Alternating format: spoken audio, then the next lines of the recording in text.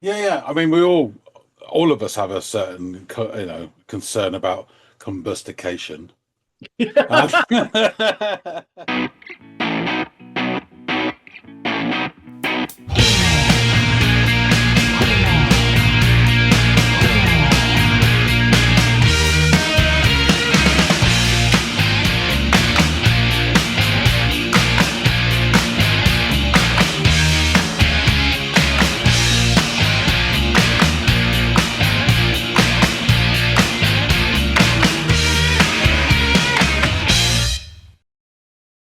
Hey, everybody out there. Welcome back to another Friday installment here at the Audiophiles. I'm Andy, that's John.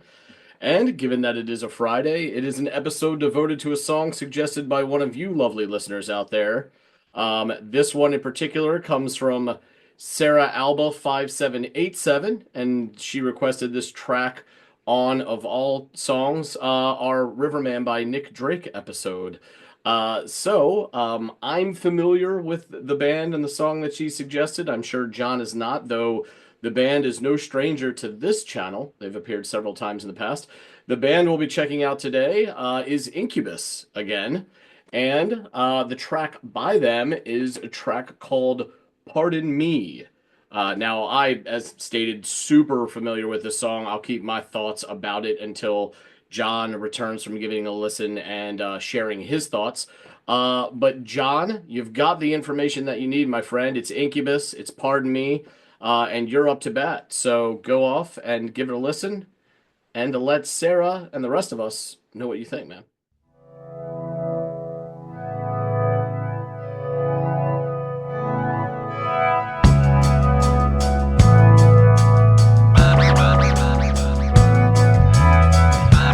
Pardon me while it's not, but when I hear that beat, don't, it just makes me think straight away of the start of Boys of Summer. Don Henley, obviously not the Ataris. That's where mine goes. But it's interesting because those sort of chords, is it keyboardy, synthy thing, they were slightly phasing. They were just coming and going a little bit, and it all felt quite thoughtful and pensive. Actually, it was really interesting, immediate atmosphere bringer. And then the man starts singing, sounded decent. Let's go back. It's only 15 seconds. We can afford that.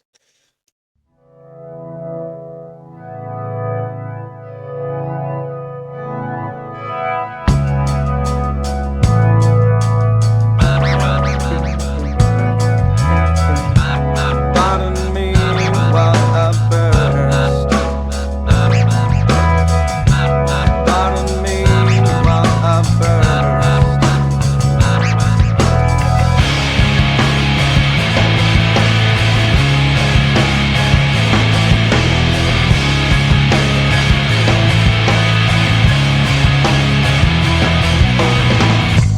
A decade ago, I never thought I would be at 23 on the verge of spontaneous combustion. Woe is me, but I guess that it comes with the territory, an ominous landscape of never-ending calamity.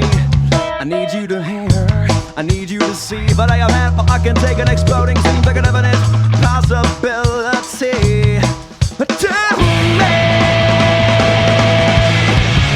so pardon me while I burn. Okay, yeah, I'll get the drift. So, yeah, it's really interesting that sort of verse bit he's singing. They've got these the sprinklings of sounds over it. There's a thing that sounds like, I don't know if it's like a sampled guitar. Almost like it sounds like some sort of critter wriggling away. And then there's badass that I don't know, could have been at some point vocal parts that seem to be manipulated coming in. It's interesting. And it goes through his sort of kind of rap type singing. Uh, and he's stretching and speeding up. And there was something about a decade ago, 23, spontaneous combustion, calamity, exploding. And then he did that possibility, and it goes into his singing voice, and then in comes the guitars. Those I have to say I don't like those guitars particularly. They're not as bad as some, but it's that heavily compressed sort of, distorted guitar, new metal-ish. The strips all kind of melody. The notes are just different pitches, really. It's just different levels of almost white noise. Yeah, I got really bored of that in the 90s, and yeah, I've heard enough of that stuff. And it went to an extent of really terrible, shitty music, Slipknot, Blink-182, etc. Yeah, dreadful. Anyway, so yeah, it comes back in, and he's singing. I really like the parts, because they've got that sort of a bit of that phasing, sort of keyboard, and there's another more prominent keyboard, and it just seems really quite thoughtful. I'm not quite sure what the hell he's talking about. It'll be some convoluted story. That bit sounds great. The bits where it's the big, compressed guitars and this expansive singing, extended notes. I mean, it's all very competent. It's just not my bag, baby. At all. Okay, so it goes.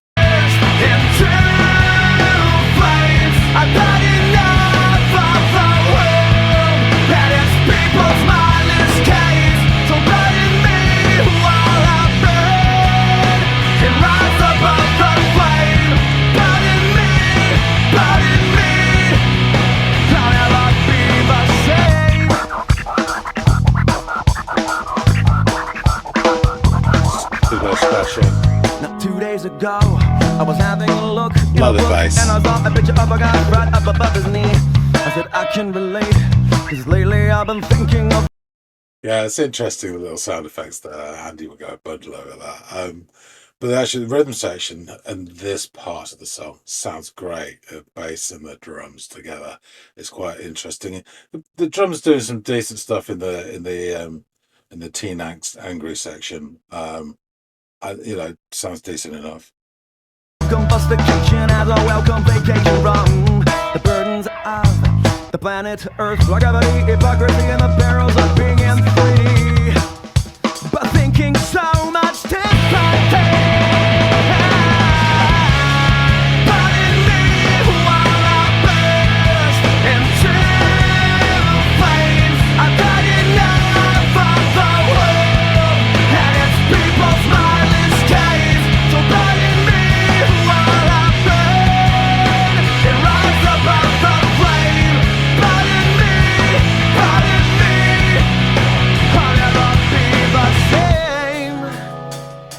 Never be the same.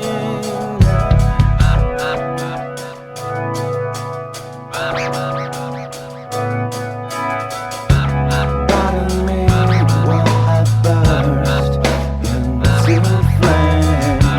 Pardon me, pardon me, pardon me.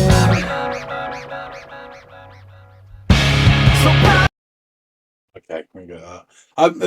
That really nice bit, that sort of last 20-30 seconds there, it sounded really interesting. The sort of phasing of those keyboardy sounds coming in. Meow. It's almost like it's pulsating. It sounded really thoughtful. And I think, did they double track his vocals of that last bit? I think there was a higher part along with his, and it just gave it an extra profile to the vocals. It sounded really interesting. Let's go back a wee bit.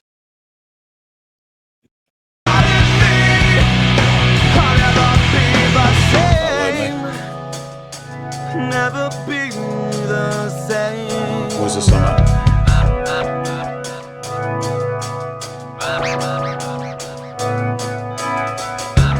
Pardon me while I burst into flames. Pardon me. There's a higher bit as well. Pardon me. So pardon me while I burst into flames. I've had enough of the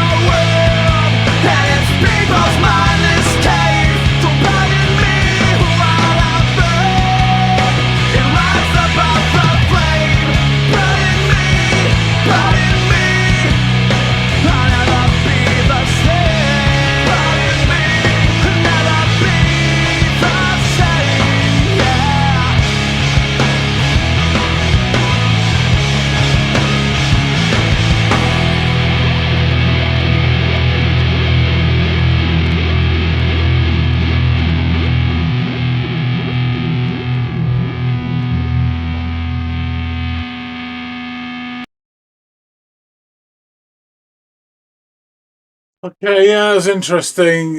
Bits worked for me, bits didn't. And that's just a matter of taste. There's nothing that I don't think terrible or whatever, but just not my thing. I had a misconception of Incubus for a long time, which Andy then introduced me to different sides of which I hadn't heard. I'm thinking of some of the tracks from earlier. Um, the Empty Gravity Love Song, Summer, God, what's it called? It'll come to me. Deep Inside as well. Really nice and interesting. Still have bits in there that annoyed me a little bit, but overall really liked. Um, this starts to go towards the sort of stuff that I seem to remember before. I imagine this would be hugely popular, um, but just not my thing in terms of that sort of that heavy metal, new metal, sorry, sound to it.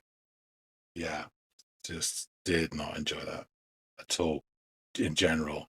I didn't really like it in this song. The really interesting thing is his voice.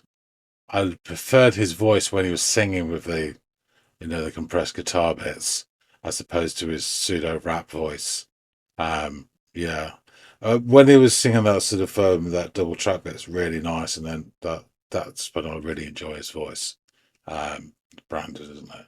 Um, Yeah, interesting. We'll have to find out what period of Incubus this was, and Andy can fill us in on all the gem. Let's go back to him and find out. Well, pardon me. Look who the Incubus dragged in. So, John, what did you make of the track? Yeah, so I was just thinking about this. I think we've done a number of songs by them. I think we did one on Into the Music, and we've done 5 or 6 on this channel. Um, yeah, it's quite a number because I think the most we've done on every band is the Jam, which is 8. I think PJ must be getting close to 7 or 8 as well. So it's right up there. Yeah. Yeah, so interesting. And I said this in the reaction right at the end, but beforehand I had a certain preconception of Incubus based on I think on a very small part of their career, which you have managed to disavow me of by showing me other stuff of theirs. Um, so yeah, this was interesting how it all fits into the mix, as it were, of the overall picture of Incubus. Mhm. So the song begins with these slowly, almost phasing keyboard chords. They're sort of coming Mm. again, which is interesting. It has this sort of almost pulsing quality to it, very atmospheric and intriguing. And then comes this beat. I think it's on the hi hat with this dun, dun, dun, dun. And I'm sorry, I have to apologize, but immediately, first thing it put in my head, Boys of Summer by Don Henley. Oh, It's wow. the same Never as even the thought of start. that, but yeah. Yeah, yeah. Not the Atari's version, but the Don Henley version. And the Atari's version is great, I have to say. Yeah, it That's is. where my mind went, and I have to apologise. So, rewound, start again, cleared the decks. All right. We also throw in a bit of sort of this digital scratching effects. It's almost this. I think it's a guitar thing, like almost a riff that's been manipulated. Mm. I see later on, it sounds like a critter wiggling away. You got it by its tail or something. It's interesting. So we get this kind of interesting palette of noises, of which the singer is Brandon, isn't it? I can't remember his surname. Yeah. You can tell me it still won't stick. I've got Brandon. That's enough for me. So he joins in, and his voice here has that sort of he has different sometimes he uses his voice in different ways. He's got a good set of lungs in him. And this one it's got that what I call that sort of full head space. So it's kind of singing and there's a bit of weird body to it. The only way I can describe it is driving a hatchback car with the boot open. The slightly bit of the back of the door Yeah. open. It Back kind up. of sounds like that. So he's full but hollow at the same time. That sort of sound. It repeats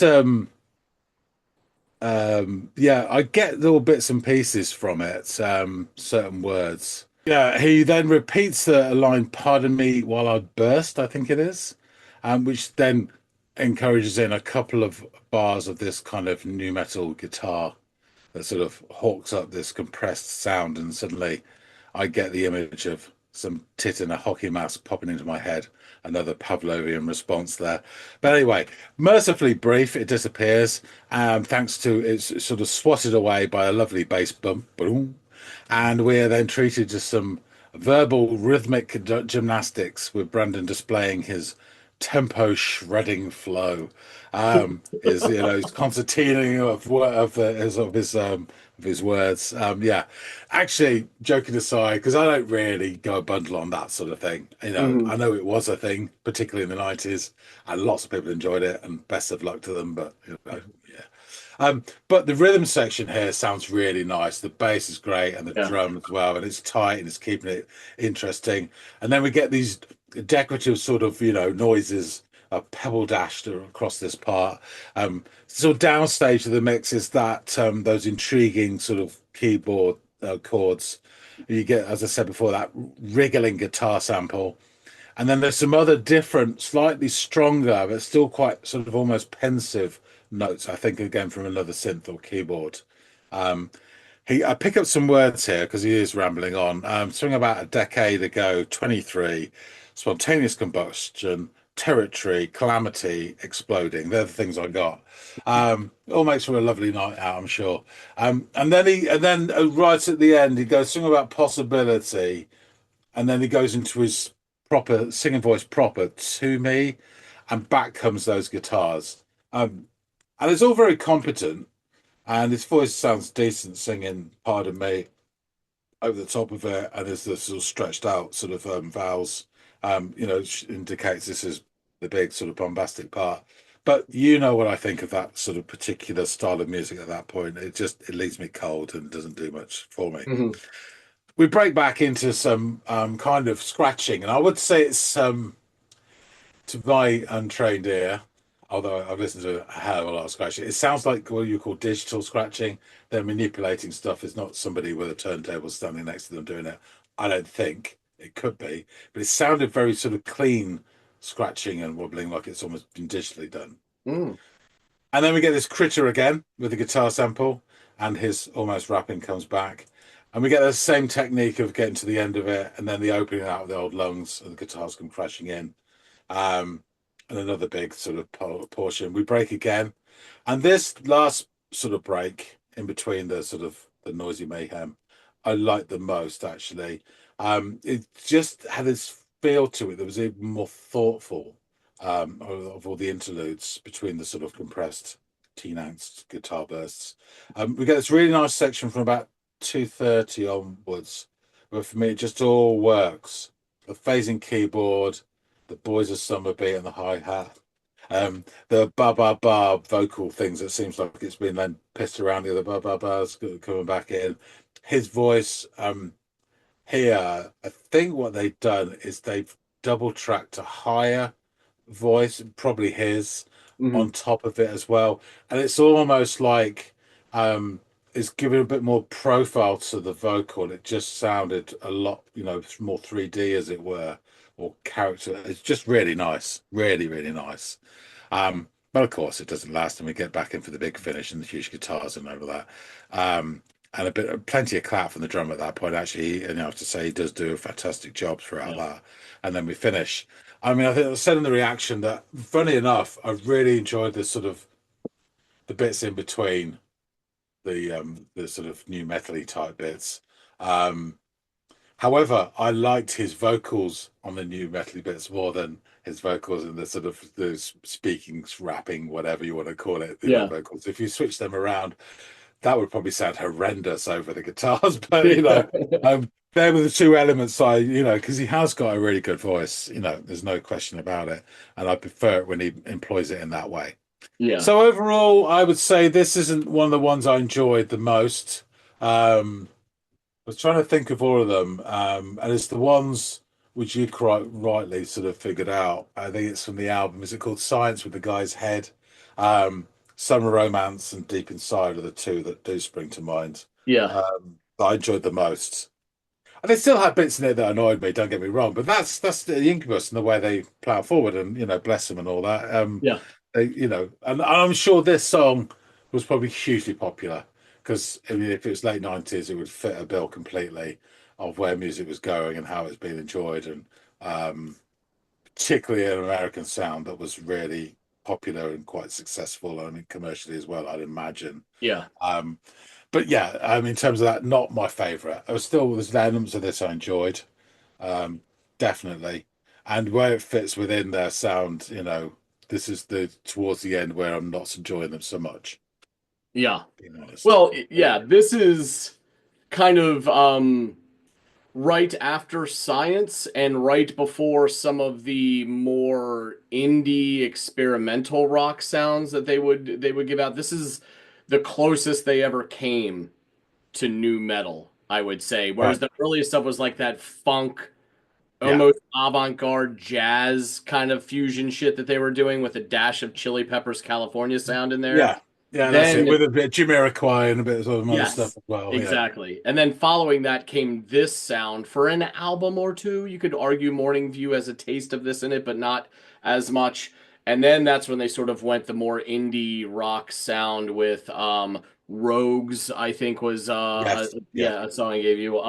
So around that era. So this is sort of sandwiched in between, and it is for it's not that I don't like this track. This I've heard it so much. In fact, the big three singles that are off this album, I now find myself listening to the least of any of the stuff that they put out. One, because I'm super familiar with it, and two, because it's just not as interesting as those other two iterations of Incubus. To me, it's still enjoyable. Still has its aspects of it that I like, but I would have never given this to you for the chorus. Basically, I'm glad you like the singing. I think he has an amazing voice too. I'll continue saying that till the day I die. But it does that like the guitars are super compressed in that chorus. I know that's something you wouldn't gravitate toward. Um, but I am glad that Sarah brought this to the channel to give you to fill in this little space, or this couple albums of space to help fill that in between the stuff that you have heard on this channel to this point. So, yeah, again, not something I would have given you, but something I'm glad that you've listened to kind of help fill in the gaps here. So, again, as you've mentioned recently, when we've covered a band that we've done several times, I don't want to get too bogged down in it. They are a band from Calabasas, California, formed in 1991. The only thing I will say is that during this point, and I don't mean now, I mean this point, like when this album came out, the band consisted of Brandon Boyd on vocals, lead Yeah, it's guitar. gone. Yeah, there I say can't remember Boyd. Their guitarist aficionado, Mike Einziger, drummer Jose Pasillas, who kills it. At this point, it was their original bassist Alex Dirk Lance Katunich, and DJ Kilmore on the turntables on this album. I think later he would expand to providing keys and some other digital wonky stuff, but at this point he was just doing the turntables, and that very much is him. Now It they, is. Yeah. yeah. So they may have touched it up a little bit in post, like when they were producing and editing it, but that's definitely him on the turntables. Cool. So yeah, this track recommended to us by Sarah features on the band's third album, Make Yourself. It was released on October 26, 1999 through Epic Records and Immortal Records, and the album received double platinum certification by the RIAA and produced three charting singles. Pardon Me, that we listened to, the song Stellar, and the song Drive, all of which reached the top three of the Billboard Alternative Songs chart, with the latter topping the chart and also becoming the band's sole top 10 hit to date on the Billboard Hot 100, where it peaked at number 9. So yeah, this kind of illustrates what you were alluding to. This has, especially for when this came in history, much more of a mainstream for that time period kind of sound than the weird, Yeah. quite literally science-inspired sounds of Science, which was probably a bit too much to just go chucking on the top 40 radio. Drive, on the other hand, very accessible, almost too much for me because it's quite poppy. It's a lovely song, but it's just too poppy for my liking. I would never bring it to the channel. Stellar and Pardon Me, not cut from the same cloth as Drive. Pretty decent songs, yet still a little. Again, I wouldn't bring it to you because of the compressed guitars in both those tracks. So the album has been hard for many to easily designate with a genre label. Slant Magazine claimed in 2001 that Incubus blur the perceptions between metal and alt rock on the album. Make Yourself has been described as having more ambient tones than previous work. In a 2000 interview, singer Brandon Boyd said that the band weren't concerned about whether the album was going to fit into any particular music scene. The songs for the album were written following an exhausting tour for their full length major label debut, Science. Touring for Science began in mid 1997 once they had finished recording it and covered the entirety of 1998, with the band playing over 300 shows in that year alone. The Science touring cycle concluded in January of '99, following a run of shows with Black Sabbath and Pantera, which is really odd to chuck these guys in there with Pantera. The shows with Black Sabbath were as part of their reunion tour, the Sabbath reunion, and Incubus was put on this tour on the insistence of the Osbourne family, who also put them on the 1998 edition of Ozfest since Jack Osbourne at the time liked Incubus so much. So, nepotism helped out Incubus in this case. Brandon Boyd reflected in a 2020 Kerrang article, "When we got home, we started coming up with ideas and gave ourselves 8 weeks to write the record. And in those 8 weeks, all the songs that appear on the album came out." For Make Yourself, turntablists and the band's newest member, Chris Kilmore, intended to use a scratch record of sounds he had recorded over the years. However, it took 2.5 weeks for Kilmore to get this record made, which led to him not being present for the early portions of the writing process. While the album has since been considered to have more accessible sound than their previous works, Boyd claimed in 2020 that "we didn't actually say out loud to each other that we needed to write a more commercial record. We just wrote in the same way we knew how to, and Make Yourself is what came out of it." However, guitarist Mike Einzinger did note in 2020 that the band wanted to make the album more mature and less zany than their earlier works such as Science. In a 1990 interview from when the album was being written, he further said that it was going to have more ambience and be more focused than Science. In 2020, he stated there was a genuine creative desire to step up our artistry. We really wanted to become great songwriters and graduate from the zany music we spent our high school years writing. Einzinger added that, "I really wanted Brandon to be more vulnerable. We had conversations about that. Some of them were uncomfortable. I felt like a lot of the music we'd written up until that point was personal, but some of it was almost cartoonish, which is awesome and something that came very naturally to us. But I felt like we could really connect with people and write music that could make more of an emotional connection." Einzinger also noted in 2011 Ultimate Guitar interview that he knew the band's change in direction would potentially alienate fans of their earlier work, which had more of an experimental funk-based sound. Think, In the sorry, sa- just to Go ahead. stop there a second. What your man said, half a quote ago about some elements were being a little bit cartoonish. I think I'd go along with that as well. The zaniness to it. Yeah, It's fun in a way, but it also detracts from, as you say, like a bigger reach, as it were. So yeah. that totally checks. Also, you start out in 1991 when you're around high school age or shortly thereafter.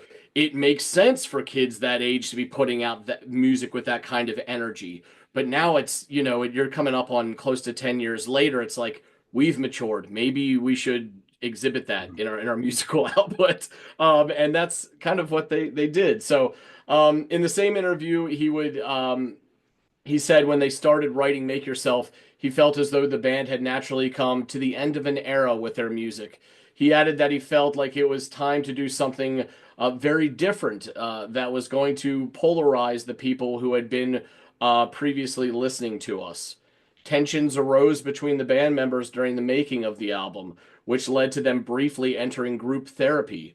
Boyd reflected on the tension in a 2001 interview with Spin, saying that when we were making music together, it's like five men making love in a very platonic sense. It's very erotic because your spirits are intermingling, you're becoming one. It's also why it can get so heated. You're tapping into this electricity that's very primal. Regarding his experience writing the album, Boyd remembered in 2020 when we were touring Science. I'd been with my girlfriend for a very long time, and then it came to light that she'd been having an affair while I was gone.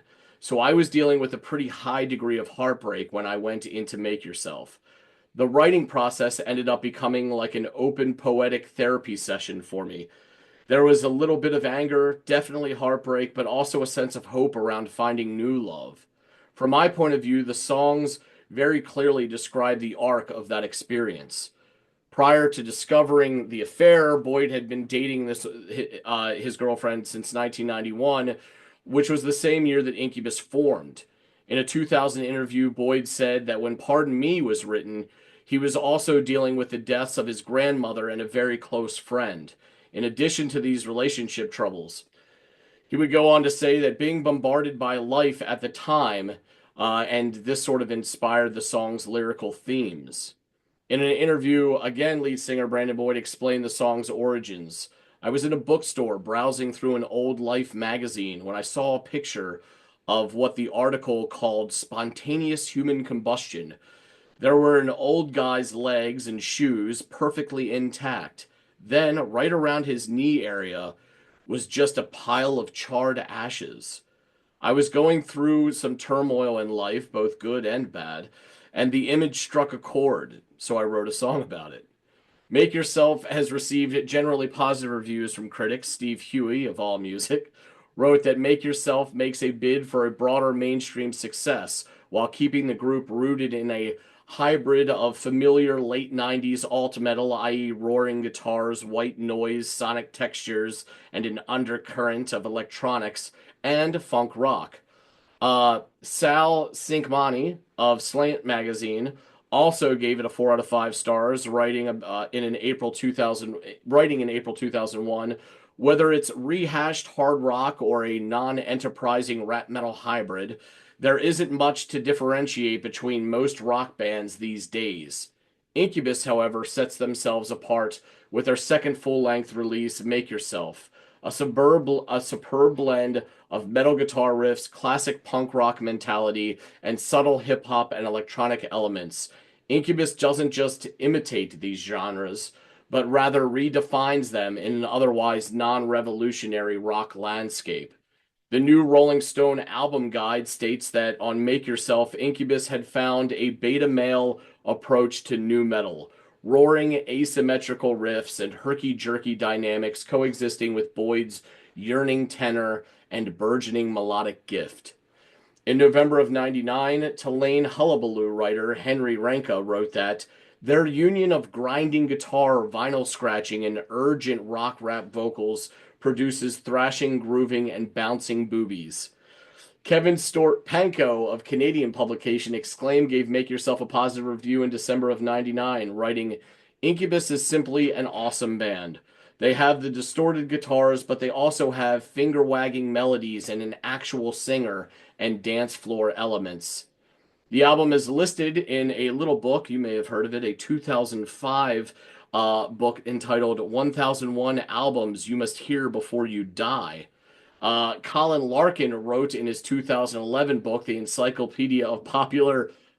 There it is. I was waiting for you to yank it. I'm glad it was on the ready.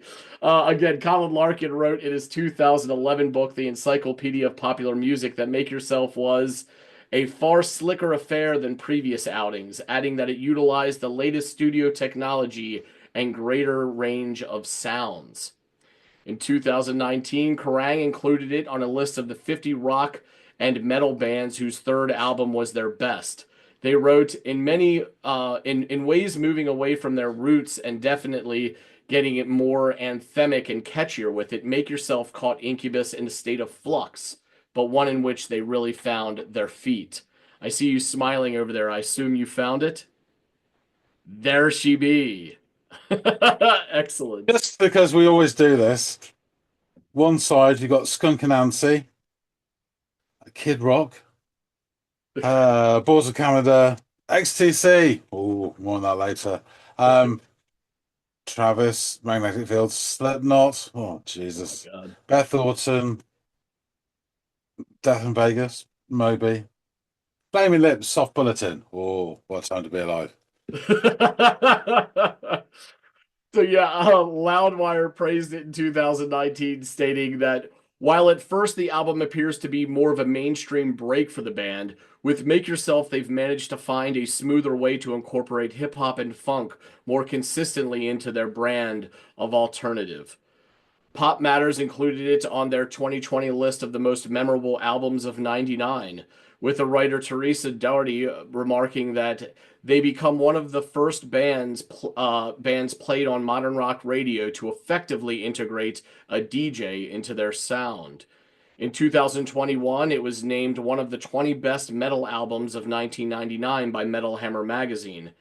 And in a 2022 Louder Sound article, Brandon Boyd placed it fourth in his ranking of their studio albums. He stated, "It's not higher because it was a period of time that was grueling. We were playing 9 or 10 shows a week, one in the morning and one in the evening. I learned to take naps on drum risers during sound checks." Boyd also reflected in 2020 that all of the flags were blowing in a direction that was telling us we should have made another record like Science, and that would have solidified our place in a small subgenre of rock and metal.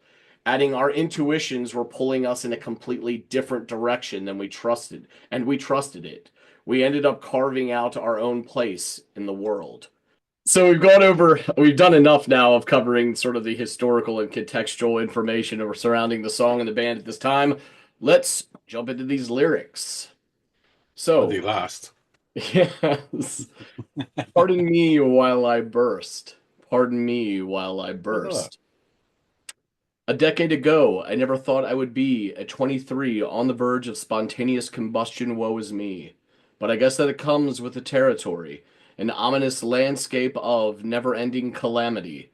I need you to hear, I need you to see, that I've had all I can take, and exploding seems like a definite possibility to me. So pardon me while I burst into flames. I've had enough of the world and its people's mindless games. So pardon me while I burn and rise above the flame. Pardon me, I'll never be the same. Not 2 days ago, I was having a look in a book and I saw a picture of a guy fried up above his knee. I said I can relate, 'cause lately I've been thinking of combustication as a welcome vacation from the burdens of the planet Earth, like gravity, hypocrisy, and the perils of being in 3D, but thinking so much differently. Yeah. Pardon me while I burst into flames. I've had enough of the world and its people's mindless games. So pardon me while I burn and rise above the flame. Pardon me, pardon me. I'll never be the same. Never be the same. Yeah. Bridge comes in, pardon me while I burst into flames. Pardon me, pardon me, pardon me. So pardon me while I burst into flames. I've had enough of the world and its people's mindless games. So pardon me while I burn and rise above the flame. Pardon me, pardon me. I'll never be the same. Pardon me, never be the same. Yeah. So yeah, the track is not about literally spontaneously combusting, um, but rather it's kind of like a metaphor for feeling, and being overwhelmed, potentially, uh, even about to explode due to the pressures of life, and some of the things that I had illustrated that he was going through at the time. And it also kind of touches on this desire to move beyond the constraints of one's like own ego, and to connect with kind of like a larger, more authentic self. So yeah, there you have it, sir. Those are the lyrics. Interesting. Pardon me. Go ahead. Yeah. I mean, all of us have a certain, concern about combustication. I love it. Yeah, combustication as a welcome vacation. Yeah, Yeah, it probably did that for the reach of the sake of rhyming I know. scheme. But I yeah, know. It's great. I love when people invent words. yeah, why not, right? So yeah, really interesting period for these guys. This is definitely probably their first of many kind of like a metamorphosis that they would go through to kind of change and evolve their sound as they aged themselves. You know what I mean? They kind of were hitting these different plateaus of maturity, and things in their lives were happening that kind of dictated their sound. This was the first example of that. I would say that a couple albums later, when we get to A Crow Left to a Murder, that's sort of their next graduation into a more adult art rocky, experimental rocky kind of sound, and they continue to do that to this day. So yeah, Sarah, great shout. I know this isn't something that I would necessarily have thrown on John, but like I said earlier, it kind of helps tell the story of Incubus from when they started and where they are now. Wouldn't be surprised if later on down the road we get a little bit more of them in one way, shape, or form. So, John, thanks for entertaining Sarah's request, and Sarah, thank you for offering it up to us. Much appreciated. Guys out there in the listening audience, please let us know what you thought of this track, Pardon Me, by Incubus. I'd be really intrigued to hear what you guys have to say. I should say that there are some other like really good tracks on this album. The Warmth is one. The title track, actually, Make Yourself, is another good one. I think Out From Under is also on this album. Really good. So yeah, there are some really great tracks. I tend to just not gravitate towards the ones that made the radio, if I'm being completely honest. But if you guys have any other songs to suggest, either by Incubus or any other artist, feel free to drop it in the comments field below, or really the comments field of any of our videos, because we get notifications on the regular, and we do take those down and add them to our ever-growing list. So thank you guys so much for participating. Also, if you haven't, like, share, and or subscribe. That really goes a long way in helping generating new views and new subscribers and growing the channel and bringing more people into the pool, which means more recommendations for these Friday episodes. And again, we really do appreciate it. And hopefully John and I will catch all y'all in growing numbers on the next episode of the Audiophiles. We'll see you later, guys.